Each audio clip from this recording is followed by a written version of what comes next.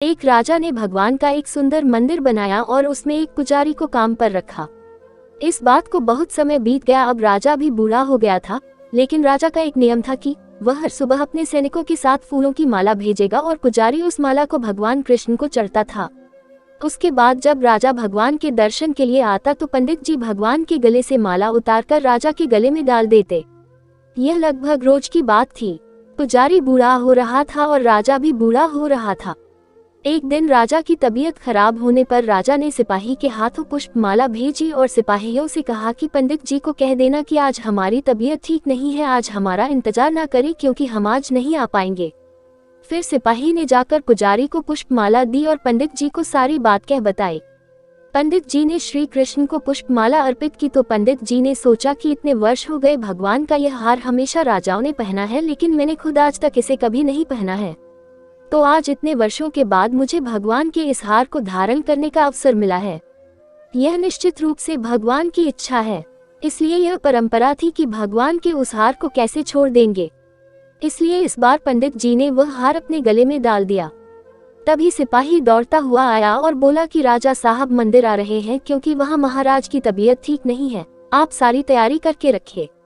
इतने सालों से चली आ रही परंपरा को राजा तोड़ना नहीं चाहता था, इसलिए वह मंदिर आने लगा। पंडित जी ने तुरंत गले से हार उतारकर भगवान को अर्पण कर दिया। पंडित जी ने क्या भूल की समझ नहीं आया। पंडित जी ने सोचा कि यदि राजा को पता चल गया तो वे उसे दंड देंगे। अब जब राजा आया तो प्रतिदिन की भांति पंडित जी ने भगवान के गले से हार उतारकर राजा को पहना दिया, लेकिन राजा की नजर माला पर पड़ी। माला पर सफेद बाल गिरे हुए थे और उन्होंने महसूस किया कि सफेद बाल पुजारी के हैं। राजा ने पुजारी से पूछा कि क्या तुमने यह माला पहनी थी, सफेद बाल कहाँ से आए? तो पंडित जी डर गए, डर के मारे कहा कि यह सफेद बाल श्री कृष्ण का है, भगवान का है। राजा को गुस्सा आया कि पंडित ने धोखा दिया और ऊपर से झूठ बोल रहे हैं, और उन्होंने पूछा कि कृष्ण के बाल कब सफेद हुए।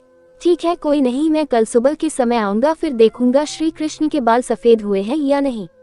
और यह याद रखना पंडित, अगर बाल सफेद नहीं काले हुए तो इस फरेब के लिए तुम्हें फांसी पर लटका दिया जाएगा। राजा नाराज होकर चले गए और इधर पंडित जी को अपनी मृत्यु दिखाई देने लगी। उन्होंने भगवान कृष्ण को प्रणाम किया और कहा कि भगवान मुझे क्षमा करें, मुझे लोभ हुआ और सोचा कि यह माला मैं भी पहन लूं। भगवान मुझे बचा लो, नहीं तो कल मैं निश्चित रूप से राजा के हाथों मारा जाऊंगा। पंडित पूरी रात भगवान से प्रार्थना करता रहा, रोता रहा। अगली सुबह राजा श्रृंगार के समय आया और राजा ने पंडित से कहा कि पंडित मुकुट उतार दे, मैं बांके बिहारी के बाल देखना चाहता हूँ। पंडित जी ने घबरा कर मुकुट हटा दिया और मुकुट उतारते ही राजा के होश उड़ गए।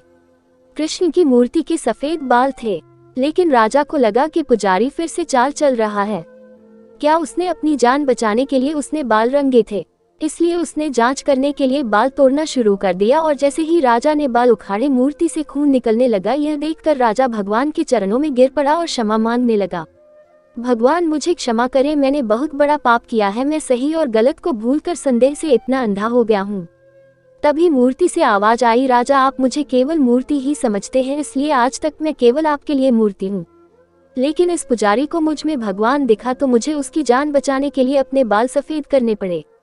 उसके बाद राजा को अपनी गलती का पछतावा हुआ, लेकिन अब कुछ नहीं किया जा सकता। इसलिए कहा जाता है कि पत्थर में भी खुदा होता है।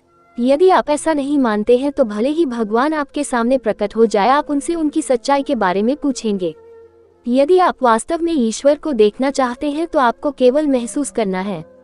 परमेश्वर पर बिना शर्त विश्वास रखें और बिना किसी रुकावट के अपना काम करते रहे। सर्वशक्तिमान आपको निश्चित रूप से अपना फल देंगे।